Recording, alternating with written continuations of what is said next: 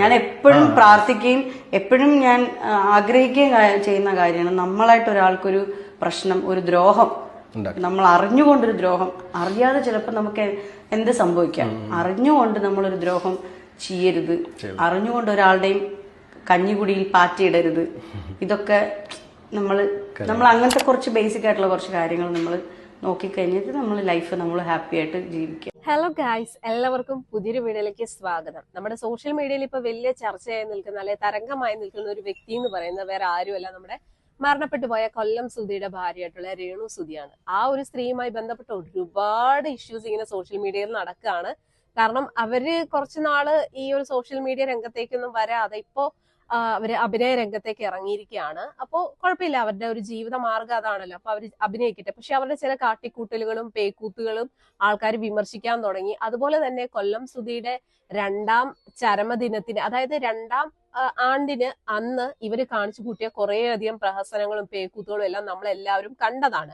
അതിൽ ഒരുപാട് നെഗറ്റീവ് രേണുവിന് കേൾക്കേണ്ടി വന്നു. അതെല്ലാം കഴിഞ്ഞിട്ട് പുതിയൊരു തട്ടിപ്പുമായിട്ട് രേണു വന്നിട്ടുണ്ടായിരുന്നു. അതായത് ഒരു 500 രൂപയുടെ ഒരു ടിക്കറ്റ് എടുക്കുകയാണെന്നുണ്ടെങ്കിൽ 2500 സ്ക്വയർ ഫീറ്റ് വരുന്ന ഒരു വീട് സ്വന്തമായിട്ട് ലഭിക്കും. അതായത് ഒരു നറുക്കെടുപ്പാണ്, ലക്കി ഡ്രോ ആണ്. അപ്പൊ അതിന്റെ ഒരു തട്ടിപ്പുമായിട്ട് രേണു വന്നിട്ടുണ്ടായിരുന്നു. അതും പൊളിഞ്ഞു പാളീസായി.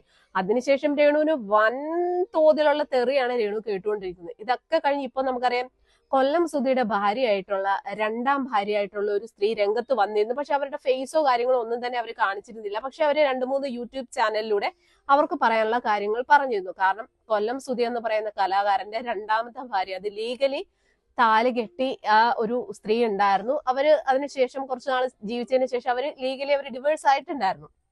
അതുമായി ബന്ധപ്പെട്ട് ഇപ്പൊ ഒരുപാട് അലിഗേഷൻ നടക്കുന്നുണ്ട്. പക്ഷെ രേണു സുധി പറയുന്നത് അങ്ങനെ ഒരാളില്ല, സുധി ചേട്ടൻ കല്യാണം കഴിച്ചിരിക്കുന്നത് എന്നെ മാത്രമാണ്, അല്ലാതെ അങ്ങനെ ഒരാളില്ലെന്നൊക്കെ വന്ന് രേണു പല ചാനലിലും വന്നിരുന്നു പറഞ്ഞിരുന്നു. പക്ഷെ ശരിക്കും അങ്ങനെ ഒരാളുണ്ട്. എന്റെ ഈ ചാനലിലൂടെ ഞാൻ ആ ആളെ നിങ്ങളുടെ മുന്നിലേക്ക് എത്തിക്കുകയാണ്. പക്ഷെ അവരായിട്ട് ഇപ്പോ സോഷ്യൽ മീഡിയയിൽ അവര് വന്നിട്ട് ഞാൻ ഇന്ന ആളാണെന്ന് പറഞ്ഞിട്ടില്ല. പക്ഷെ നമുക്കൊക്കെ അറിയാവുന്ന ഒരാളാണ്. കാരണം അവര് കോമഡി സ്റ്റാർസ് പരിപാടിയിലും അതുപോലെ ഫ്ലവേഴ്സിലെ പരിപാടിയിലൊക്കെ ഉണ്ടായിരുന്ന ഒരു വ്യക്തിയാണ്. എനിക്കും ഇയാളെ അറിയില്ലായിരുന്നു. പക്ഷെ എനിക്ക് ഇപ്പോ റീസെന്റ് അവര് ആരാണെന്നും എന്താണെന്നുള്ളതും എല്ലാം കറക്റ്റ് ഡീറ്റെയിൽഡും മനസ്സിലായിട്ടുണ്ട്. അപ്പൊ എന്തായാലും ജസ്റ്റ് ഒരു വീഡിയോ പോലെ ഞാൻ നിങ്ങളെ ഇവിടെ കാണിക്കുകയാണ്. ഇവരുടെ പേര് എന്ന് പറയുന്നത് വീണ എന്നാണ് പറയുന്നതെങ്കിലും അശ്വതി എന്നാണ് ഇവരുടെ പേര് ആണെന്നാണ് എന്റെ ഒരു ധാരണ. അല്ല, ആള് തന്നെയാണ്, അശ്വതി എന്നാണ് അവരുടെ പേര്. അച്ചു എന്നാണ് അവരെ മിക്ക ആൾക്കാരും വിളിക്കുന്നത്. അപ്പൊ അവർക്ക് പറയാനുള്ള കാര്യങ്ങൾ അവരെ ഒരു പല ചാനലിലും വന്നിരുന്നിട്ട് അവർക്ക് പറയാനുള്ള കാര്യങ്ങൾ അവരുടെ ഫേസ് കാണിച്ചിട്ടില്ല, അവര് വന്നിരുന്നു പറഞ്ഞിരുന്നു. അപ്പൊ ഇപ്പൊ അവര് പറയുന്നത് രേണു സുധിയെ നേരിൽ കണ്ടാൽ കർണക്കുറ്റി അടിച്ച് പൊളിക്കുമെന്നാണ് ഈ പറയുന്ന സ്ത്രീ പറഞ്ഞിരിക്കുന്നത്. കാരണം എന്താന്ന് വെച്ച് കഴിഞ്ഞാൽ രേണു ഇപ്പോഴും വന്നിരുന്നു പറയുന്നു കൊല്ലം സുധി ചേട്ടൻ കല്യാണം കഴിച്ചിരിക്കുന്നത് എന്നെ മാത്രമാണ്. അതായത് ആദ്യം ഒരു ഭാര്യ ഉണ്ടായിരുന്നു, അത് മരിച്ചുപോയി. രണ്ടാമത്തെ കല്യാണം കഴിച്ചിരിക്കുന്നത് എന്നെ മാത്രമാണ്, അല്ലാതെ വേറെ ആരെയും കല്യാണം കഴിച്ചതായിട്ട് രേണുവിനെ അറിയില്ല എന്നൊക്കെ പറഞ്ഞിട്ട് വന്നൊരു വലിയ ന്യായീകരണങ്ങളൊക്കെ നടത്തിയിരുന്നു. എന്തായാലും കൊല്ലം സുധിയുടെ രണ്ടാമത്തെ ഭാര്യയായിട്ടുള്ള വീണ എന്നാണ് ഇപ്പൊ അവരെ സോഷ്യൽ മീഡിയയിലൊക്കെ അറിയുന്നത്. വീണ എന്ന് പറയുന്ന വീണ സുധി എന്നറിയപ്പെടുന്ന ആ ഒരു സ്ത്രീ രേണു സുധിക്ക് കൊടുക്കുന്ന ഒരു കിഡിലൻ മറുപടി ഉണ്ട്. എന്തായാലും നമുക്ക് അതൊന്ന് കേൾക്കാം. രേണു സുധി എവിടെ വെച്ച് കണ്ടാലും അവിടെ വെച്ച് കർണ അടിച്ച് പൊളിക്കുമെന്നാണ് പറഞ്ഞിരിക്കുന്നത്. എന്തായാലും നമുക്കും അതിനു വേണ്ടി കാത്തിരിക്കാം. രേണു എന്ന് പറയുന്ന വ്യക്തി ഒരു പൈസ അല്ലെങ്കിൽ മുന്നോട്ടുള്ള ജീവിതത്തിന് പൈസ ഉണ്ടാക്കാൻ വേണ്ടി മാത്രമാണ് ഇപ്പൊ ഈ കാട്ടിക്കൂട്ടുന്നത് എന്ന് തോന്നുന്നുണ്ടോ? അത് മാത്രമല്ല, എനിക്ക് ഏറ്റവും സങ്കടപരമായിട്ടൊരു കാര്യം ഇന്നലത്തെ ഇന്റർവ്യൂ ഞാൻ കണ്ടതിൽ പറയുവാണ്. ഒന്ന്, സുധിയുടെ പേരിലല്ല രേണു ഇപ്പൊ നിലനിൽക്കുന്നത്. സുധി മരിച്ചുപോയല്ലോ. പിന്നെ ഇപ്പൊ ഞാൻ എന്റെ സ്വന്തം കാലിലാണ് നിൽക്കുന്നതെന്ന് പറയുമ്പോ ഈ രേണു എന്ന് പറയുന്ന വ്യക്തി ഒരു സീറോ ആയിട്ടുള്ള ഒരു വ്യക്തിയാണ്. മനസ്സിലായോ? ഈ സുധി എന്ന് പറയുന്ന ആളുടെ പ്രൊഫൈൽ കൊണ്ടാണ് ഇപ്പൊ രേണു സുധി എന്ന് പറയുന്നത്. രേണു സുധിയിൽ തന്നെ സുധി ഇന്നും അങ്ങനെ തന്നെയാണല്ലോ നിൽക്കുന്നത്. ഇന്നും അങ്ങനെ തന്നെയാണ്. അപ്പോ പുള്ളിക്കാർക്ക് ഒരു ഇന്റർവ്യൂല് ഇപ്പൊ ലാസ്റ്റ് സഡൻലി വന്നൊരു ഇന്റർവ്യൂല് പുള്ളിക്കാർക്ക് പറയുന്ന ഒരു വേർഡ്, ഞാൻ പുള്ളിക്കാർക്ക് ഒരു ഇന്റർവ്യൂ കാണാറില്ല, കാരണം കാണുമ്പോൾ എനിക്ക് ജോക്കായിട്ടാണ് തോന്നുന്നത്, ഈ കാർട്ടൂൺ ഒക്കെ കണ്ടോടെയാണ് എനിക്ക് തോന്നുന്നത്. മനസ്സിലായോ? അപ്പം അതുകൊണ്ട് ഞാൻ പുള്ളിക്കാർക്ക് ഇന്റർവ്യൂ കാണാറില്ല. അപ്പോ എനിക്ക് ദേഷ്യം ഉണ്ടായിട്ടൊന്നുമല്ല, പക്ഷെ എനിക്ക് കാർട്ടൂൺ കാണുന്ന ഒരു ഫീലിങ്സ് ആണ് പുള്ളിക്കാർക്ക് ഇന്റർവ്യൂ കാണുമ്പോൾ. അപ്പൊ പുള്ളിക്കാർക്ക് അതിൽ പറയുന്നുണ്ട് എന്ന് വെച്ചാല് ഞാൻ സ്വന്തമായിട്ടാണല്ലോ സുധി എനിക്കെങ്ങനെ ചെലവ് തരുന്നത്, ഞാൻ സ്വന്തമായിട്ടാണല്ലോ. പക്ഷെ അതിലും സുധിയുടെ പേരുണ്ട്, രേണു സുധി.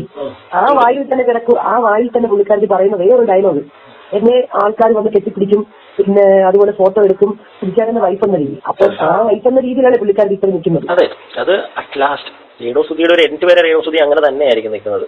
മനസ്സിലായോ? സുധിയുടെ പേരില്ലാതെ രേണുസുതി ഒരു നിലനിൽപ്പ് ഉണ്ടാക്കട്ടെ. അത് ഒരിക്കലും ഉണ്ടാക്കില്ല. അന്ന് അക്സെപ്റ്റ് ചെയ്യും മലയാളികൾ. അന്ന് അക്സെപ്റ്റ് ചെയ്യും രേണുസുതി മഞ്ജു വാര്യരാണോ തമന്നയാണോ. മനസ്സിലായി? അല്ലാതെ ഒരു പാവപ്പെട്ട മനുഷ്യന്റെ പേരെടുത്തിട്ട് ഒരു ഇന്റർവ്യൂ പോലും ഇല്ല. സുധി എന്ന് പറയുന്ന വ്യക്തിയുടെ പേര് കൊണ്ട് എന്തെങ്കിലും പറയാതെ പോകുന്ന ഒരു ഇന്റർവ്യൂ പോലും ഇല്ല. ഏതെങ്കിലും ഒരു ഷോർട്ട് ഫിലിം നോക്കിയാലും, ഞാൻ കഴിഞ്ഞ ദിവസം ഇതൊരു ആൽബമാണോ സംതിങ് എന്തോ ഒരു സാധനം കണ്ടപ്പോഴും അവിടെ എഴുതി വെച്ചിരിക്കുകയാണ്. ആ ഷോർട്ട് ഫിലിം തുടങ്ങി വരുമ്പോഴത്തേക്ക് റൈറ്റിംഗ്സിൽ എഴുതിയിരിക്കുകയാണ് ഫസ്റ്റ് തുടങ്ങുന്നത് സമർപ്പണം സുധിച്ചേട്ടനെ എന്ന് പറഞ്ഞു.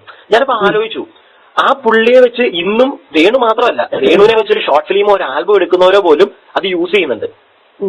രേണു ഇന്ന് മുന്നോട്ട് പോകുന്നത് ഫുൾ ആ ഒരു പുള്ളിയുടെ അതില് എന്റെ ഒരു ഫോട്ടോ എന്റെ ഫേസ് ബ്ലർ ചെയ്തിട്ടുണ്ടായിരുന്നു.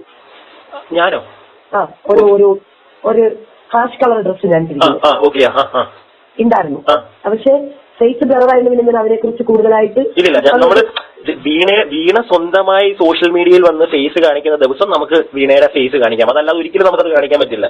അതിലെ ഇനി ഞാനൊരു കാര്യം പറയാം. ഈ ഫേസ്ബുക്കിലാണെങ്കിലും ഇൻസ്റ്റാഗ്രാമിലാണെങ്കിലും കുറെ വ്യക്തികൾ എന്റെ ഫസ്റ്റ് ഇന്റർവ്യൂവിന് എന്നെ ഭയങ്കരമായിട്ട് എന്താ പറയാ ഭയങ്കര ബാഡായിട്ട് കമന്റുകളൊക്കെ ഇട്ടു. കുറെ ആൾക്കാർ എന്നൊക്കെ അറിയാവുന്ന ഒരു പോസിറ്റീവ് ഇട്ട്, അറിഞ്ഞൂടാത്തവർ കുറെ പോസിറ്റീവ് ഇട്ടു. ഇല്ലാന്നല്ല, ഞാൻ വന്ന് പറയുന്ന കാര്യങ്ങളൊക്കെ സത്യമല്ലാതെ ആരും ഇങ്ങനെ പറയില്ല എന്ന് പറഞ്ഞു. ഈ ബാഡ് കമന്റ് ഇട്ട ആൾക്കാരെ അവരൊക്കെ ഇൻസ്റ്റാഗ്രാമിൽ ഫേസ്ബുക്കിൽ ഫ്രണ്ടാണ്, എന്റെ ഫ്രണ്ട്സാണ്. അവര് ഒരു ദിവസം എപ്പോഴെങ്കിലും ഒക്കെ എനിക്ക് ചാറ്റ് ചെയ്യുന്നവരാണ്. പക്ഷെ അവർക്കറിയില്ല ഞാനാണ് ആളെന്നുള്ളത്. മനസ്സിലായോ?